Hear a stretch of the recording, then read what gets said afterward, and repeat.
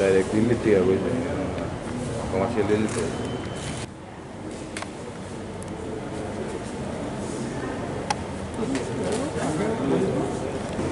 খুবই ভালো লাগছে যখন যে দায়িত্ব যখন যাকে দেয় ভারতীয় জনতা পার্টি, তো সেইভাবে আমরা সেই দায়িত্ব আমরা পালন করে থাকি। তো গতবার আমাকে সবাই ভোট দিয়েছে, এবার আমি আবার আমাদের মনোনীত প্রার্থীকে আমরা সবাই ভোট দিতে এসেছি এবং আমি নিশ্চিত যে আইপিএফটি যারা মেম্বার আছে এবং আমাদের ভারতীয় জনতা পার্টির যারা বিধানসভার মেম্বাররা আছেন সবাই আমাদের যে প্রার্থী আছে প্রাক্তন মুখ্যমন্ত্রী এবং আমাদের যে এবার প্রার্থী বিপ্লব কুমার দেবকে নিশ্চিত অধিক সংখ্যায় সবাই ভোট দিয়ে জয়যুক্ত করবে। মাননীয় প্রধানমন্ত্রীর নেতৃত্বে আগে মুখ্যমন্ত্রী হিসাবে কাজ করার দায়িত্ব আমি পেয়েছি, কাজ করেছি, সেটা তারপর মানুষ মূল্যায়ন করবে। আর এখন পার্টি আমাকে মনোনীত করেছে রাজ্যসভার সাংসদের জন্য।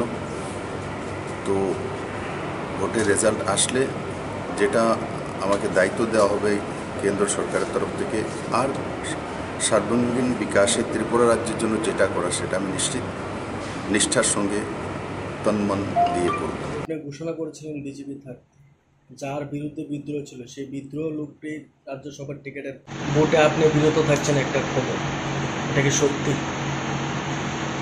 হ্যাঁ, এটা সত্যি।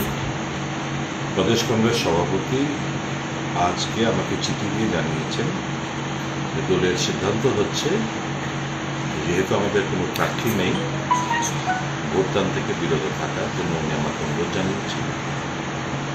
নাম্বার 2 হচ্ছে যারা প্রার্থী, যদি আমাদের উভয়কে আমার শুভেচ্ছা রইল, আগাম শুভেচ্ছা রইল, যিনি জয়ী হবেন all the best for it. কিন্তু এই 2 প্রার্থীর মধ্যে একজনও, আমি যখন ভোটার, একজনও আমাকে ভোট চেয়ে ফোন করেন কিন্তু আসেন।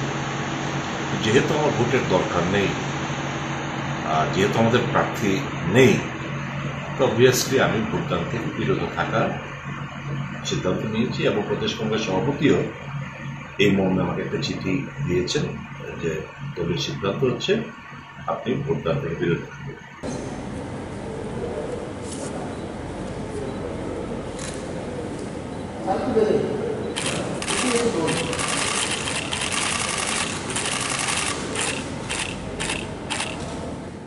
Don't forget to like, share and subscribe to East Mojo. For any queries, put them down in the comments section below and press on the bell icon for notifications.